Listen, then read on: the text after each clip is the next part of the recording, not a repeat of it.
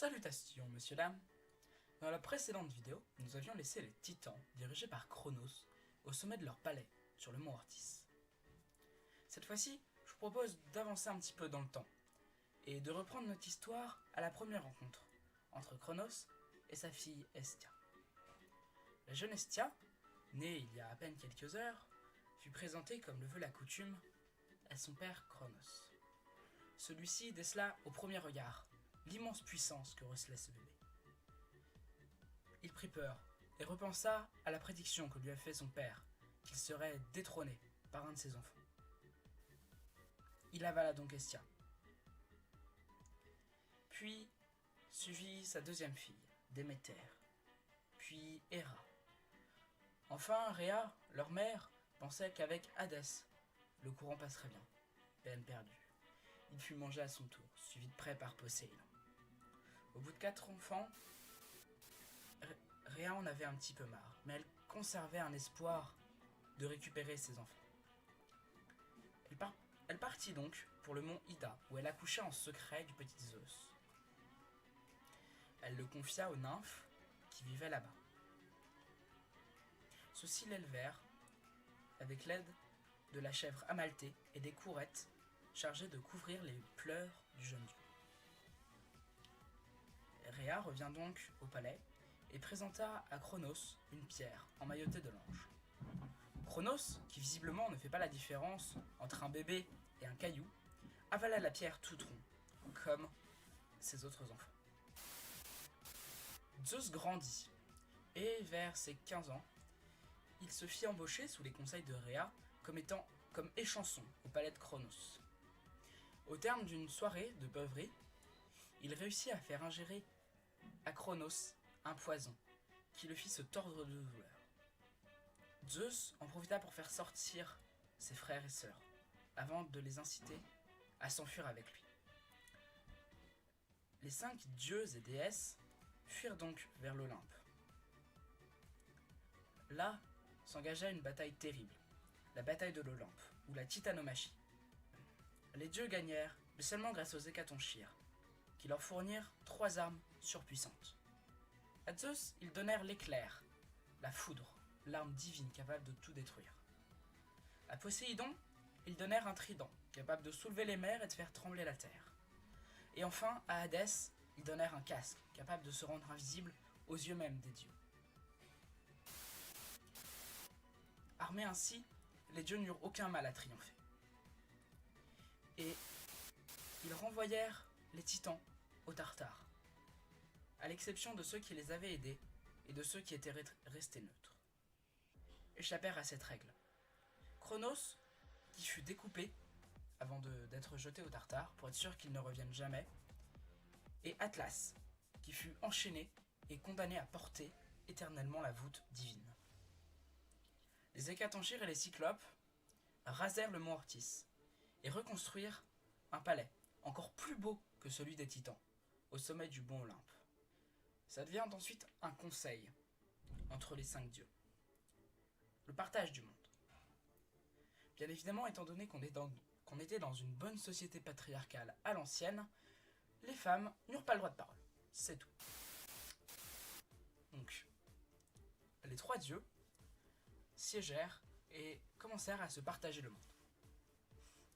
Ils convinrent qu'il devait être divisé en 4 parties.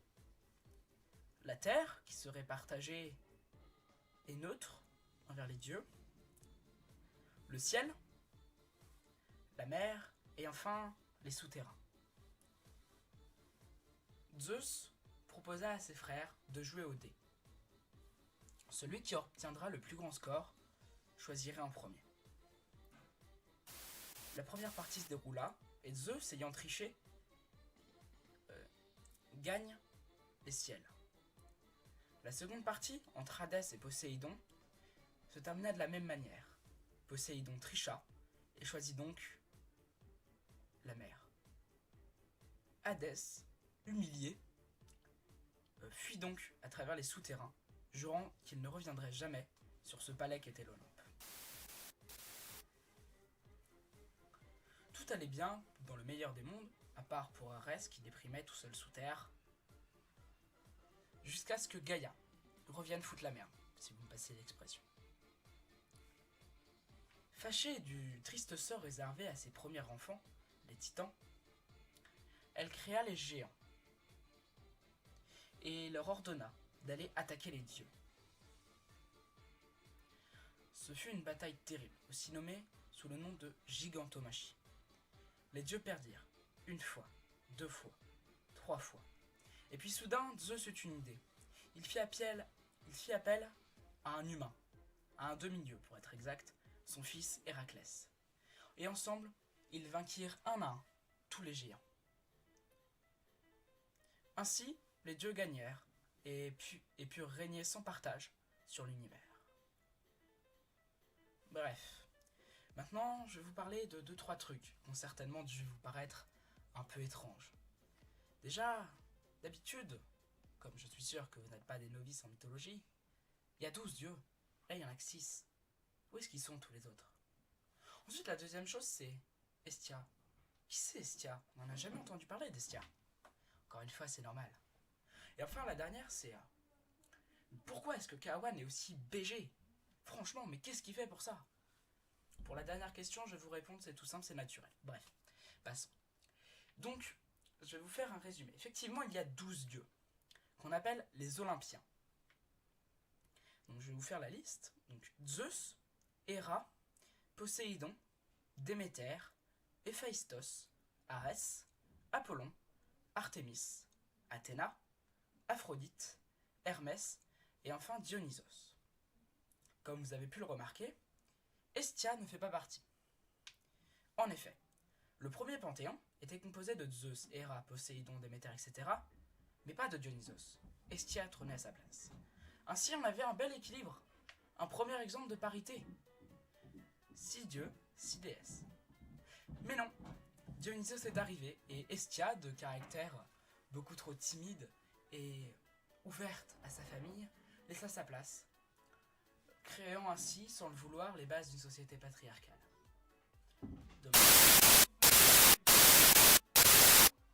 Il est aussi assez intéressant de noter qu'à l'exception de Zeus, Héra, Poséidon et Déméter, tous les autres sont fils de Zeus. Héphaïstos et Arès sont fils de Zeus et d'Héra, ce qui est normal, puisqu'Héra est la femme de Zeus. Apollon et Artémis sont les enfants de Zeus et de Leto. Athéna est la fille de Zeus et de Métis. Aphrodite est fille, elle, un peu différente du sexe de Chronos. Enfin, d'Uranos, pardon. Hermès est le fils de Zeus et de Maïa, et de Dionysos est le fils de Zeus et de Sémélé. Qu'est-ce qu'on peut retenir de ça? Sinon que Zeus a fait crac-crac un peu partout, et que la moitié des héros de la mythologie grecque sont ses fils. Ça fait beaucoup là, non? Retenir qu'Hestia, c'est un peu celle qui s'est fait arnaquer. En effet, de base, elle était l'aînée. Elle s'est retrouvée dernière, et enfin n'a même plus sa place au sein du panthéon olympien. C'est pour ça que j'ai décidé de lui dédier cette fin d'épisode, en lui rendant l'hommage qui lui est dû. Donc Hestia, qui est aussi surnommée Vesta chez les Romains, est ce qu'on appelle la déesse du foyer, c'est-à-dire qu'elle s'occupe de l'unité de la famille. Elle est le véritable ciment qui unit les dieux. C'est elle qui régit les temps de parole. C'est elle qui prend soin des Olympiens pendant les batailles.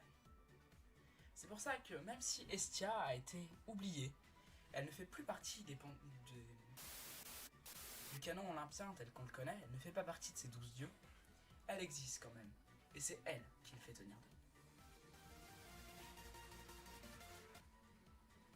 Sur ce, voilà, j'espère que vous avez apprécié cette vidéo.